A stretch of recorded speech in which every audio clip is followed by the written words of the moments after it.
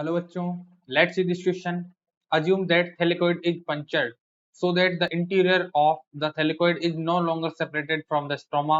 This damage will have the most direct effect on which of the following process.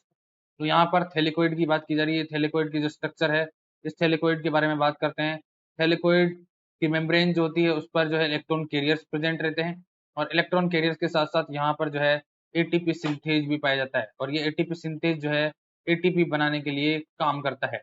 यहाँ पर बात करें, ये थैलेकोइड की मेम्ब्रेन जो है थैलेकोइड क्लोरोप्लास्ट के जैसे स्ट्रक्चर में है।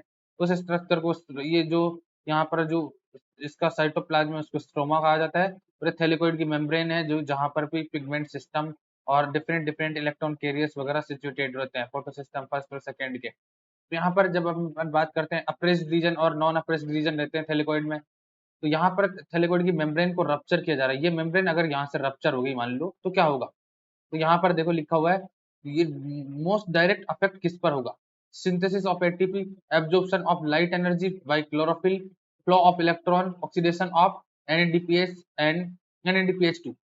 तो यहाँ पर बात करें कि जो एटीपी का सिंथेसिस है वो रुकने वाला है। कैसे रुकेगा, क्योंकि यहाँ पर एक प्रोटॉन ग्रेडियंट बना रहता है। ये थैलेकोइड के अंदर लुमेन जो है, ये लुमेन वाला जो पोर्शन है इसकी पीएच हमेशा रहती है कम, पीएच लो रहती है। क्यों रहती है, क्योंकि यहाँ पर H प्लस जो है ये जो है संचय करके रखे जाते हैं, H प्लस स्टोर करके रखे जाते हैं और इस वजह से यहाँ पीएच रहती है कम और ये स्ट्रोमा में पीएच रहती है ज्यादा। स्ट्रोमा की पीएच रहती है हाई और ल्यूमेन की पीएच रहती है लो।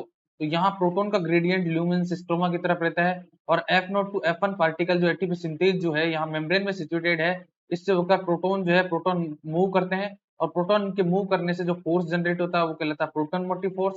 और ये प्रोटॉन मोटिव फोर्स की एनर्जी को ये यूज करके एडीपी पर जो है एडीपी मॉलिक्यूल पर एडिनोसिन डाइफॉस्फेट मॉलिक्यूल पर फॉस्फेट का ट्रांसफर करवा दिया जाता है और यहाँ से बन जाते हैं एटीपी। तो एटीपी बनाने का प्रोसेस जो है वो तभी चलेगा जब प्रोटॉन ग्रेडियंट बना रहेगा, क्योंकि अगर ये मेम्ब्रेन रप्चर हो जाए तो ल्यूमेन और स्ट्रोमा का जो पीएच है वो बराबर हो जाएगा। ल्यूमेन का पीएच स्ट्रोमा के पीएच के बराबर हो जाएगा, मतलब यहाँ पर जो H प्लस की कंसंट्रेशन है उसमें कोई डिफरेंस नहीं होगा। तो H प्लस का जो मूवमेंट है ल्यूमेन से स्ट्रोमा की तरफ ये इनिबिट हो जाएगा और ये इनिबिट हो जाएगा तो एटीपी सिंथेसिस नहीं हो सकते, तो एटीपी सिंथेसिस रुकने वाला है। वही लाइट एनर्जी का एब्जॉर्प्शन जो है, क्योंकि यहाँ पर पिगमेंट जो है कहीं भी जो है रिएक्शन सेंटर को नुकसान नहीं पहुंचाए क्लोरोफिल को, तो ये लाइट एनर्जी को एब्जॉर्ब करेंगे अभी भी। वही फ्लो ऑफ इलेक्ट्रॉन है, क्योंकि इलेक्ट्रॉन के फ्लो को किसी भी तरह से यहाँ पर रोका नहीं गया है, क्योंकि सिर्फ मेम्ब्रेन रप्चर हुई है। यहाँ पर अभी भी जो है इलेक्ट्रॉन कैरियर्स तो मेम्ब्रेन में प्रेजेंट है, तो इलेक्ट्रॉन का फ्लो भी होगा। इसके अलावा ऑक्सीडेशन ऑन NADPH2, NADPH2 का ऑक्सीडेशन भी होगा, बट वो कंसंट्रेशन ग्रेडियंट जो है वो बन नहीं पाएगा और नहीं बन पाएगा तो एटीपी सिंथेसिस रुक जाएगा। तो यहाँ जो मेन काम होगा वो एटीपी सिंथेसिस रुक जाएगा। ऑप्शन ए इस क्वेश्चन का राइट आंसर होगा। Best of luck.